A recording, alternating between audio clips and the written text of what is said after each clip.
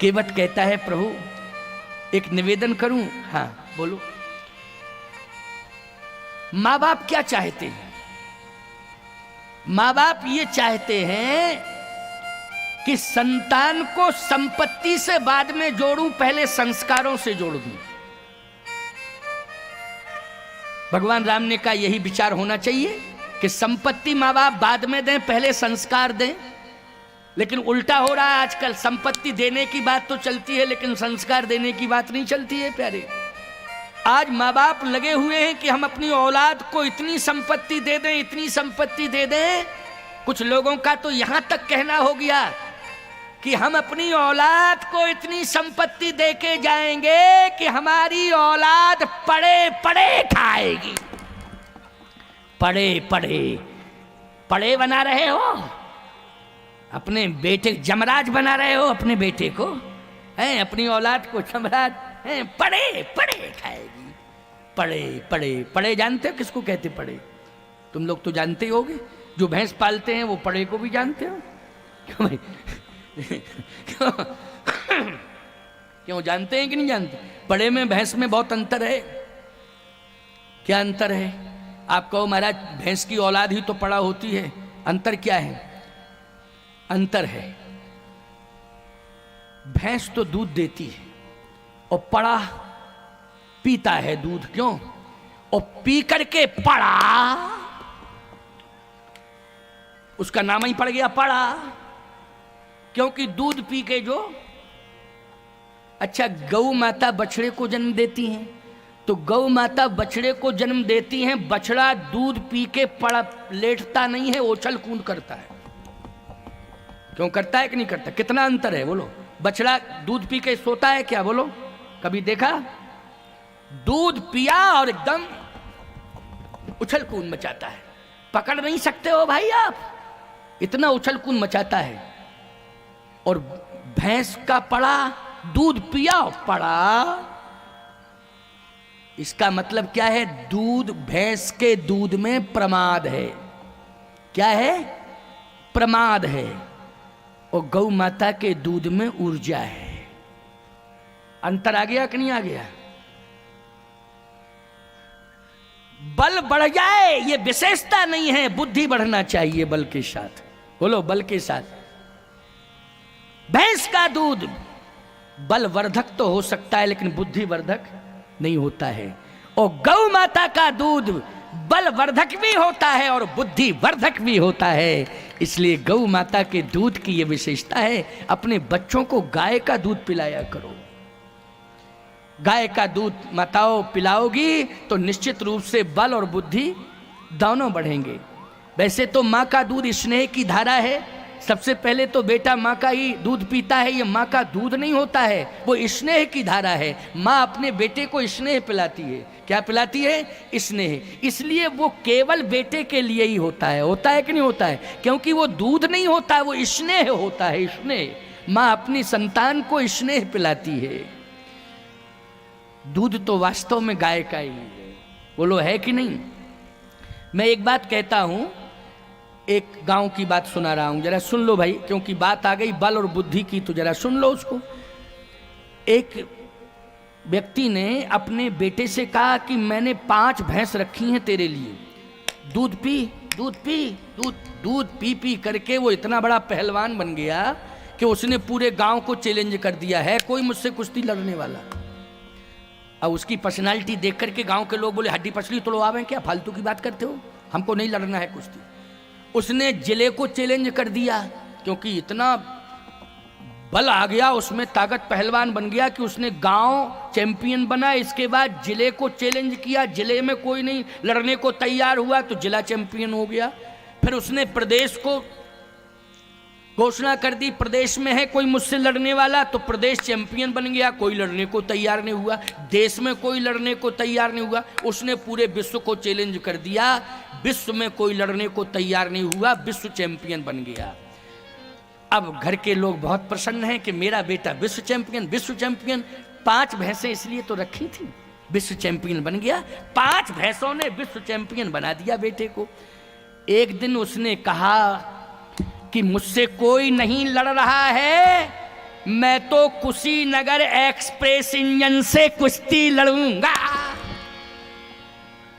Kushinagar express engine, Kushinagar गाड़ी चलती है ना, गोंडा में स्टॉपेज है उसका, कुशीनगर से जाती है, बम्बई जाती है ना, गोरखपुर से जाती है ना, गोरखपुर से जाती है मुंबई जाती है ना, उसका नाम है कुशीनगर एक्सप्रेस। मैं कुशीनगर एक्सप्रेस इंजन से कुश्ती लड़ूंगा और दुनिया को बताऊंगा कि मुझसे बड़ा ताकतवर है कोई। देखो, बल है लेकिन बुद्धि नहीं है, समझ गए बात की नहीं। भैंस के दूध ने उसे बलवान बना दिया लेकिन बुद्धिमान नहीं बना पाया।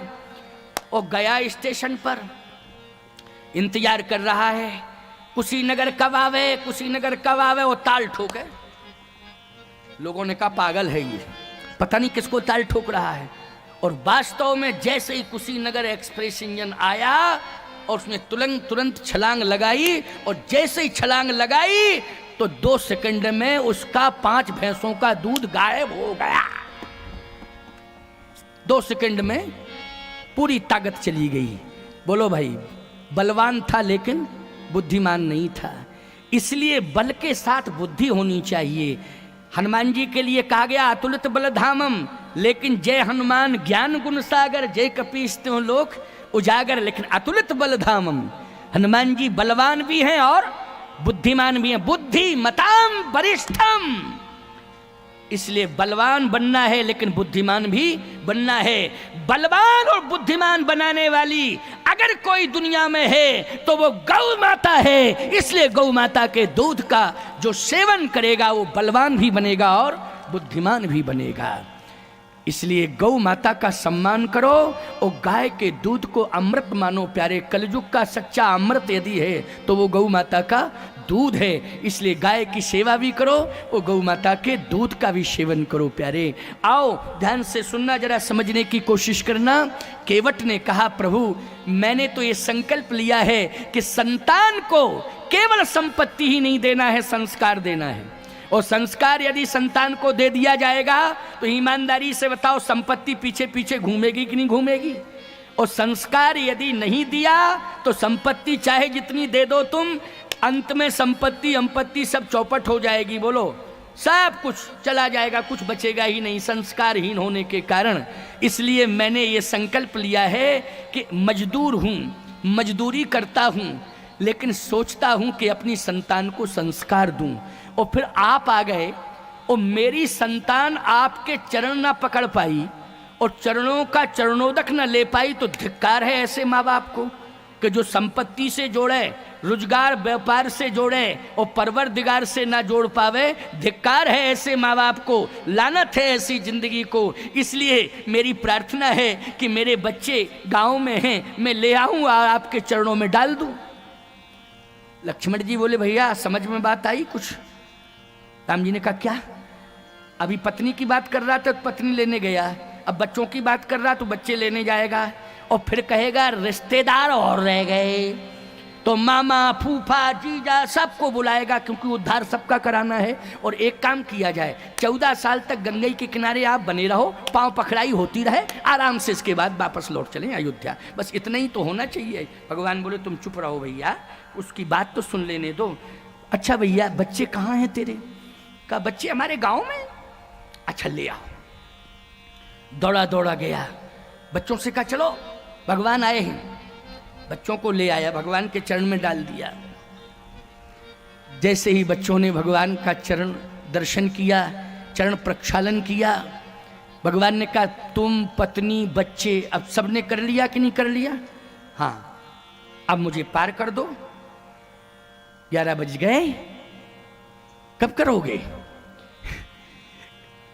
केवट बोला पार तो करना चाहिए मगर। लक्ष्मण जी बोले मगर आ गया। अब मगर क्यों आया? मगर शब्द क्यों लगाया? केवट बोला इसलिए कि ये पूरा गांव है श्रृंगबेरपुर, लेकिन मैं केवल गांव नहीं मानता हूं, पूरे गांव को अपना परिवार मानता हूं। ये मेरी भावना है। अच्छा मैं आपसे ये पूछना चाहता हूं, कथा मेरी सीमित दायरे में भी की जा सकती थी,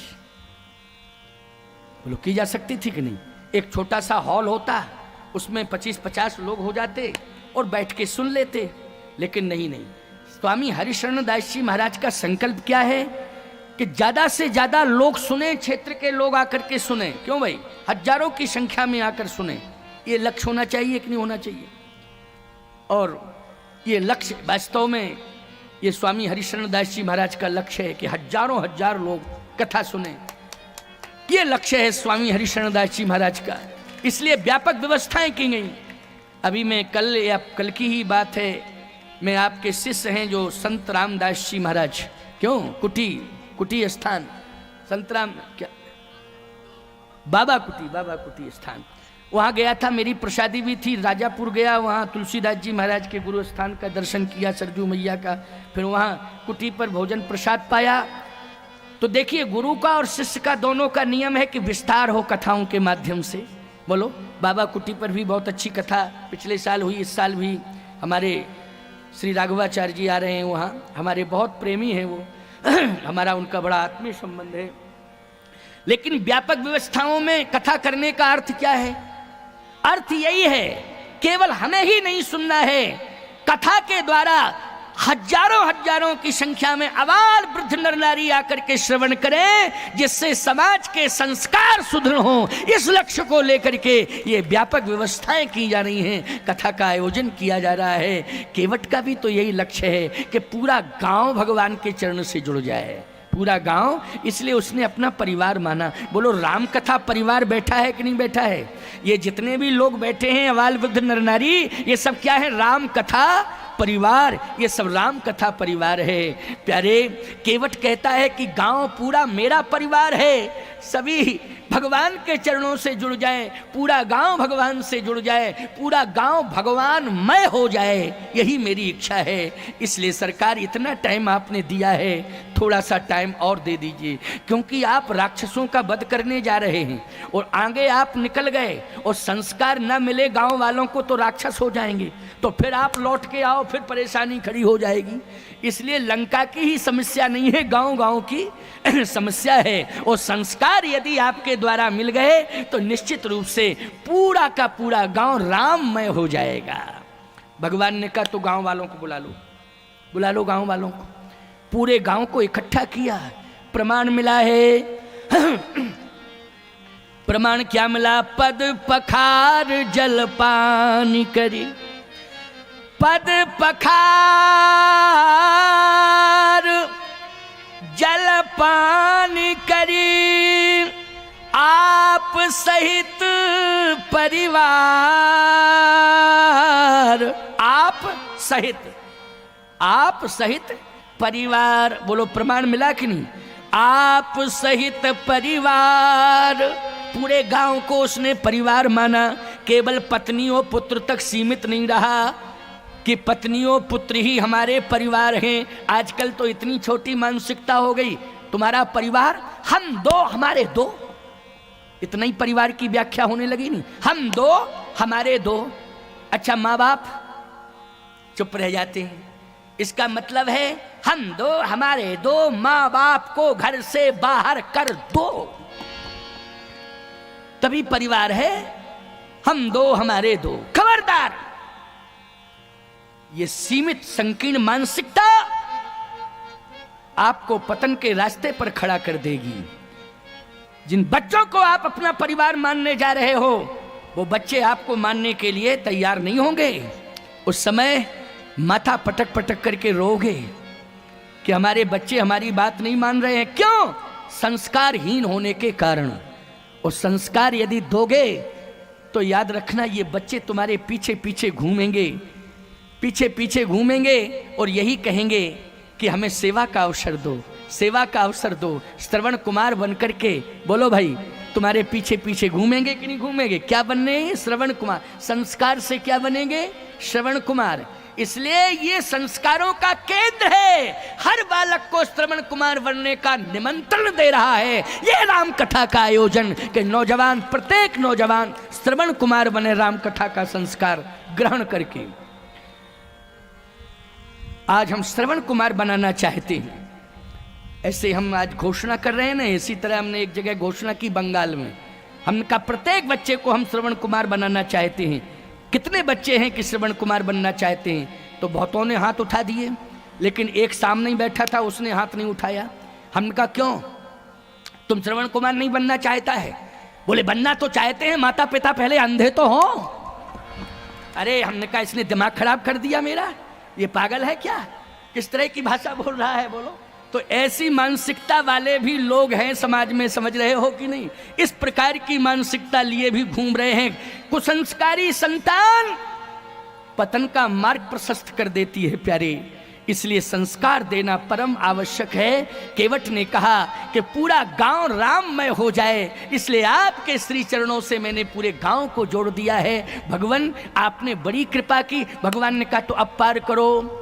तो केवट कहता है पार तो करना चाहिए, किंतु भगवान बोले अब भैया बहुत गड़बड़ हो गया है मामला, अब किंतु क्यों लगा रहे हो? कहे पुरखे रह गए। लक्ष्मण जी बोले अब पुरखे रह गए, पुरखे रह गए। हाँ, लक्ष्मण जी बोले एक बात बताओ, गंगा की क्या महिमा है जानते हो? जितने मरते हैं सब तरने के लिए गंगा में आते हैं। तुम्हारे पुरखे यहीं पैदा हुए, यहीं रहे, यहीं मरे, फिर भी नहीं तरे। तुम्हारे पुरखे कैसे थे जो गंगा के किनारे पैदा हुए, यहीं रहे, यहीं मरे और फिर भी नहीं तरे, अभी भी रह गए तरने के लिए। केवट बोला सुनो, महाराज भगीरथ का प्रयास नहीं होता तो आपो के पुरखे नहीं तरते। क्यों भाई, केवट तो केवट है, क्या गजब की बात कह रहा है, समझ लो। महाराज भगीरथ का प्रयास नहीं होता बोलो, तो भगीरथ के प्रयास के बिना भगवान के पुरखे राजा सगर के 60,000 बेटे बोलो तर पाए क्या? प्रयास किसका था? महाराज भगीरथ का प्रयास था। इसलिए केवट कहता ये मेरा भागीरथी प्रयास है, बोलो है ना, ये मेरा भागीरथी प्रयास है। इसलिए कृपा करके आज आप मुझे मौका दे दो प्रभु, क्योंकि गंगा के किनारे तो पैदा हुए, गंगा के किनारे रहे, यहीं मरे, लेकिन नहीं तरे। इस बात का अनुभव मुझे है। कहा क्यों नहीं तरे? क्योंकि गंगा कब तारती हैं? कब तारती हैं गंगा? ये गंगा तब तारती हैं जब तरने वाले व्यक्ति के कर्म अच्छे होते हैं, याद रखना, कर्म अच्छे होते हैं तब। तो तुम्हारे पुरखों के कर्म अच्छे नहीं रहे, कहे सरकार अब आप ही समझ लो जिस जात में पैदा हुए हैं, इसके बाद गंगा के किनारे रहे हैं, लेकिन हमारा गांव पूरा कैसा गांव है? बोले अस कही भेंट सजोवन लागे। श्रृंगबेरपुर की बात सुना रहा हूं। अस कही भेंट सजोवन लागे, ओ कंद मूल फल खग मृग मांगे, ओ मीन पीन पाठीन पुराने, भर भर भार कहारन आने, मीन पीन पाठीन पुराने। मछलियां भर के लाए स्वागत में। बोलो क्या लाए भर के, जल्दी बोलो। मछलियां भर के लाए स्वागत में। जब भरत जी आए थे तो बोलो क्या लेके गए थे? ये सब मछलियां लेके गए थे कि नहीं गए थे? अच्छा मछलियां लेके जाएं तो क्या समझोगे तुम, जल्दी बोलो,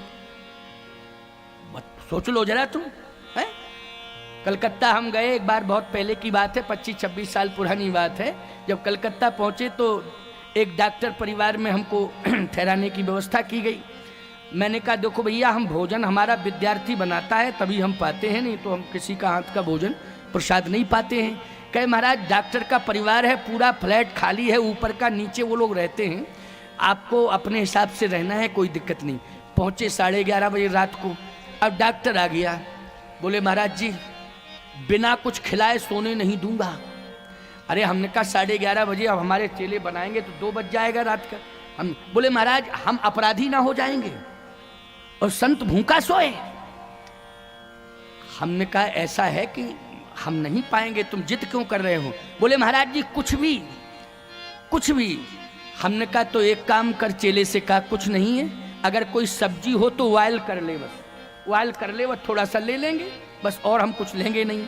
मैंने कहा कि सब्जी है? बोले हाँ सब्जी तो है।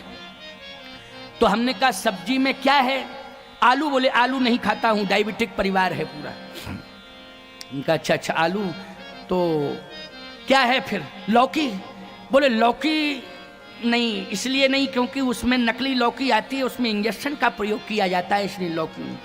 तो हमने कहा फिर तरोई, हाँ बोले तरोई है। तो हमने कहा तरोई है तो तरोई लाओ। बोले तरोई, तरोई क्या है? जल तरोई। हम नहीं समझते। हमने कहा हाँ वही तरोई, जल के बिना कोई सब्जी पैदा होती है क्या? तो बोले हाँ जल तरोई तो है। तो अब हम समझते ही नहीं थे जल तरोई क्या होती है। तो जैसे गया लौट के आया, बोला ये बताओ मूछ वाली के बिना मूछ वाली। अरे हमने कहा अब चक्कर है, अब झंझट है इसमें, तो ये तो बहुत बहुत बड़ा झंझट है। हमने कहा ऐसा है बेटा कि 12 बजे से ज़्यादा बज गया है, इस समय भूत वेला शुरू हो गई है, अब हम सब्जी भी नहीं लेंगे। बोले नहीं नहीं गुरुजी क्या? हमने कहा 12 से ज़्यादा हो गया है टाइम, और हमारी बात मानो, आज्ञा नहीं मानोगे तो अपराध में जाओगे। रात भर नींद नहीं आई, ऐसे ही बैठे रहे। जब कमेटी के लोग आए बोले महाराज कुछ लिया? हमने कहा कि धर्म बच गया, यही बहुत कुछ हुआ। बोले नींद? हमने कहा नींद आएगी, अब नींद आएगी हमको। हमने कहा सुनो, अगर प्रवचन कराना है तो हमको किसी मंदिर में रोको। अब हम कलकत्ता में रुकेंगे तो मंदिर में रुकेंगे, किसी मंदिर में हमको रोको अगर प्रवचन कराना है तो। बोले महाराज जी क्या हो गया है ऐसा? हमने कहा जो हो गया है वो मैं जानता हूँ, हार्ट अटैक नहीं हुआ, बस यही बच गया। सुन करके इतनी खतरनाक स्थिति है। तो समस्या इस बात की रहती भैया, हमारा खान पान शुद्ध होना चाहिए। होना चाहिए कि नहीं होना चाहिए? खान पान आहार विहार बिगड़ा, हमारा धर्म कर्म बिगड़ जाएगा। बोलो धर्म कर्म बिगड़ जाएगा तो कितनहु गंगा स्नान करो तुम, ईमानदारी से बताओ कैसे तुम्हारा तरन तारण होगा? जब तक खान पान की शुद्धि नहीं होगी। और यदि तुमने दूषित खान पान किया है तो प्रायश्चित कर लो कि हमसे भूल हो गई, अब हम पुनरावृत्ति नहीं करेंगे, दोहराएंगे नहीं। तो मैं सत्य कहता हूं, गंगा के पास नहीं जाना पड़ेगा, गंगा जल घर में ही पी लोगे तो तुम्हारा उद्धार हो जाएगा प्यारे। गंगा के पास जाने की जरूरत नहीं पड़ेगी। इसलिए केवट कहता है प्रभु आप सब जानते हो, मीन पीन पाठीन पुराने, भर भर भार कहारन आने। इसलिए मेरी प्रार्थना है कि बिना आपका चरणोदक लिए मेरे पुत्रों का उद्धार होने वाला नहीं है। इसलिए आप कृपा करिए। भगवान बोले पितरों का भी उद्धार कर ले।